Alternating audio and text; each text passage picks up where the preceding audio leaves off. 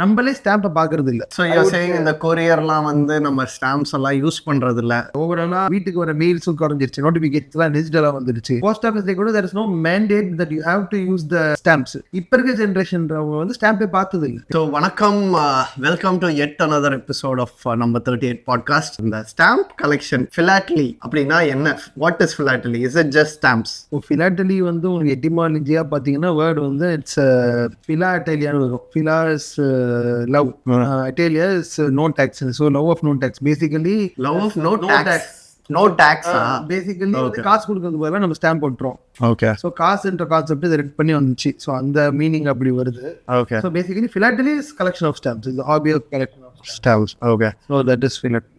So நம்ம வந்து சின்ன வயசுலாம் பேக் இன் த டே வயசாயிடுச்சு இந்த 90sலாம் வந்து வாட் இஸ் யுவர் ஹாபி அப்படின்னாலே ஸ்டாம்ப் கலெக்ஷன் அப்படிதான் சொல்லுவாங்க. ஸோ எல்லாருக்குமே வந்து அது ஏதோ ஒரு பாயிண்ட் இன் டைம்ல வந்து ஒரு சின்ன ஹாபியா இருந்திருக்கலாம். பட் இப்போ வந்து இட் இஸ் மெயின் ஸ்ட்ரீம்ல பெருசா அது ஒரு ஹாபியா யாரும் இல்ல, யார்கிட்டயும் இல்ல அது ஒரு ஹாபியா. What do you think is the problem or is it still a relevant hobby stamp collection?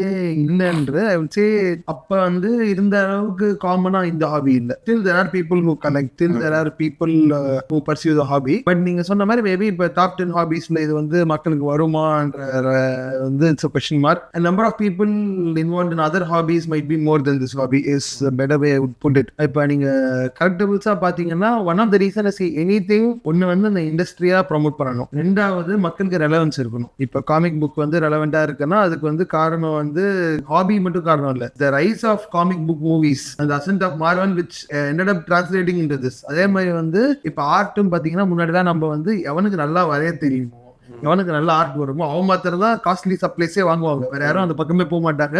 இங்கேயும் ஒரு கடை இருக்கும். இப்ப எல்லா ஸ்டேஷனரி கடையிலையும் கேன்வாஸ் விற்கிறாங்க. Because they have marketed it in a way where people are trying out, even if they are not, and they made it easy for them also. You don't have to do from scratch. You have DIY kits and something like that. So இப்ப convenience தான, ஒரு convenience and relevance. So I think that is something that is lacked. இப்ப relevance என்றது வந்து apart from the industry making that effort, நம்மளே ஸ்டாம்பை பாக்குறது இல்ல. So you're saying இந்த கொரியர்லாம் வந்து நம்ம ஸ்டாம்ப்ஸ் எல்லாம் யூஸ் பண்றது இல்ல.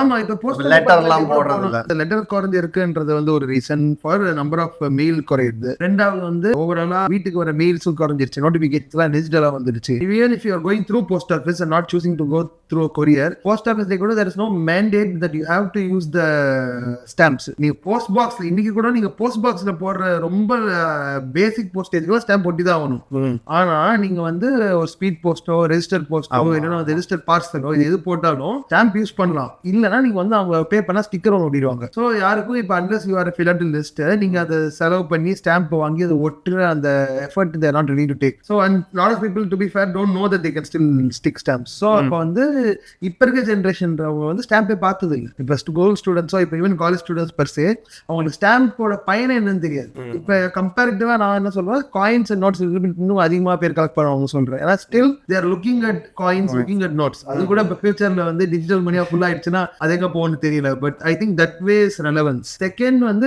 Because this still not a very organised industry, உங்களுக்கு வந்து they are not taking a lot of effort in reaching out to people. They are very settled in already இதுக்குள்ள இருக்கிற கலெக்டர் கும்பலுக்குள்ளேயே அவங்க வந்து தே ஆர் செட்டில்ட். அவங்க இன்னும் புது collectors உருவாக்குறதுக்கான step வந்து ஐ திங்க் கவர்மெண்ட்டும் பெருசா வந்து they are taking steps, but பெருசா அதுல பிரேக் த்ரூ ஆகல. அதே மாதிரி இண்டஸ்ட்ரியிலும் அவங்க பெருசா பண்ணல. So unless you reach out to more and more characters of the next generation மெதுவா சேச்சுரேட் ஆகும். அதுதான் இப்பயும் நடந்திருக்கு. இன்னொன்னு இன்ட்ரெஸ்டிங்கா ஸ்டாம்ப்ஸ் இல்ல இந்தியாவில். அட்லீஸ்ட் உங்களுக்கு ஃபன்னா ஸ்டாம்ப்ஸ் இருக்கணும்ல. இப்போ வந்து உங்களுக்கு லீடர்ஸ் பொலிட்டிக்கல் ரீசன்ஸ்க்காக என்ன பண்ணுவாங்க, politicians they issue a lot of stamps that, but அதையும் தாண்டி you have to have easily relevant stamps. வந்து நம்ம ஊர்ல நம்ம பாக்குற ஃபுட் ஆகட்டும், இல்லைன்னா நம்ம லைஃப் ஸ்டைலோட, இல்லை நம்ம பாக்குற cartoon characters or movies or cricket, sports achievements, இது மாதிரி எல்லாருக்கும் தெரிஞ்ச விஷயத்தை பத்தி ஸ்டாம்ப் இருந்துச்சுன்னா இன்னும் கொஞ்சம் ஈஸியா இருக்கும். இப்போ எக்ஸாம்பிள் வந்து Malaysia issue stamps on Batman, US issued stamp on other countries comics, France issue stamp last year on Barbie and I think Naruto or One Piece, I think Naruto. இப்போ நான் சொன்ன எந்த கண்ட்ரியுமே பாத்தீங்கன்னா அந்த கண்ட்ரியோட இது இல்ல, அது ப்ராப்பர்ட்டி இன்டெலெக்சுவல் அவங்களுக்கு இல்ல, பட் கார்டன் ரைட்ஸ். இப்போ எப்படி நம்ம டிஷர்ட் வந்து ரைட்ஸ் வாங்கி போடுறாங்களோ அது மாதிரி அவங்க பண்ணிருக்காங்க. பிகாஸ் தே நோ தட் ஈஸியா விற்கும். That is one of the reasons to submit up. These are all reasons why I think இன்னைக்கு வந்து stamps is not what it used to be. But இன்னும் வந்து ஒரு குரூப் ஆஃப் பீப்புள் வந்து stamps collect பண்ணிட்டு தான் இருக்காங்க, ஸ்டாம்ப்ஸ்ல வந்து இன்ட்ரெஸ்டடா தான் இருக்காங்க. பெரிய குரூப் ஆஃப் பீப்புள் இருக்காங்க, பட் இருக்காங்க for sure, yes. ஸோ இப்போ வந்து நீங்க சொன்னீங்க யூஎஸ் வந்து நருட்டோ, ஒன் பீஸ், பிரான்ஸ் வந்து நருட்டோ பண்ணாங்க, அதே மாதிரி மலேசியா வந்து பேட்மேன் பண்ணாங்க அப்படின்னு. ஸோ மெயின் ஸ்ட்ரீம்ல பாப் கல்ச்சர்ல எது ஃபேமஸா இருக்கோ இதை எடுத்து அவங்க வந்து ரெலவெண்டா வச்சுக்கிறதுக்காக அது பண்ணிட்டு இருக்காங்க. கரெக்ட். ஸோ இப்படி பண்ணும்போது or they just keeping the philately அந்த இது alive, or or they looking to make money out of it also? To go to this, I'll have to go into further detail of stamps. Stamps இப்போ definitive, கமெமரேட்டிவ் ரெண்டு type இருக்கு. இப்போ நம்ம நார்மலாக சின்ன வயசுலாம் பார்த்தோம்னா இந்த ஸ்கொயராக குட்டியாக ஸ்டாம்ப்ஸ் வரும். ஏதாவது ஒரு படம் போட்டிருக்கோம், பூ படம் போட்டிருக்கோம், இல்லை வந்து ஒரு டைகர் படம் போட்டிருக்கோம், காந்தி போட்டிருக்கோம், போட்டு போட்டிருக்கோம், எல்லாம் ஃபிஷர்மேன் போட்டிருக்கோம்.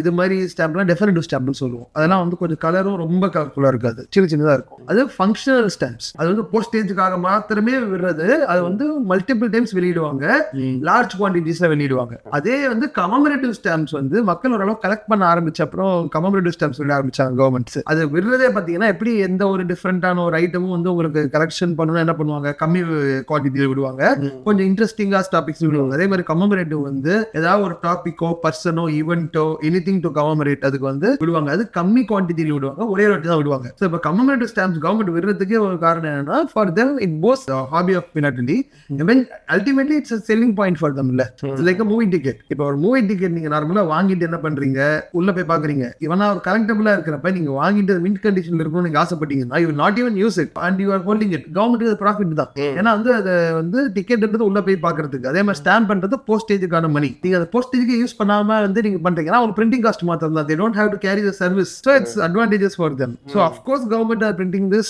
to boost the hobby and boost in turn they will generate revenue also through it. And more than that, it is not just இந்த இது மாத்திரம், it is to for me I think it is அடுத்த generation inspire பண்றாங்க. So to keep the whole hobby alive.